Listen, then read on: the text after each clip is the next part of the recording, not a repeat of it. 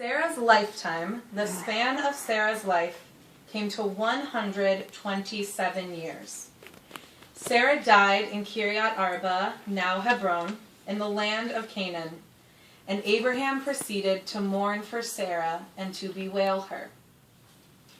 These are the opening words of this week's Parsha, Chayei Sarah, the life of Sarah.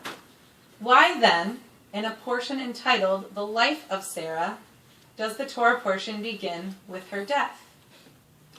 One clue may be the events that happened right before this. Many sages have made connections between the Akedah, Abraham's near sacrifice of Isaac, and Sarah's death. They occur in sequential chapters with only a few verses in between them. After the Akedah, Isaac and Abraham separate. Abraham returns home without Isaac, but that's where the text stops. Sarah's reaction is never mentioned.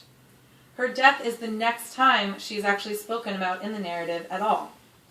And even though Abraham is still involved in Isaac's life, in helping him to find a proper wife, father and son never speak again.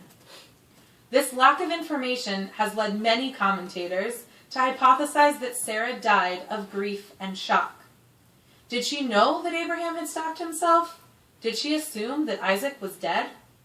Our text doesn't give us any of these details.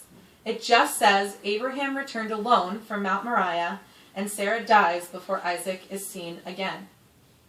Rashi, an 11th century biblical commentator, says the shock of hearing the Akedah story was too much for Sarah, and upon hearing it, her soul flew from her. Whether she knew or not, each scenario gives credence to a reading that adds horror and brokenheartedness to the end of Sarah's life.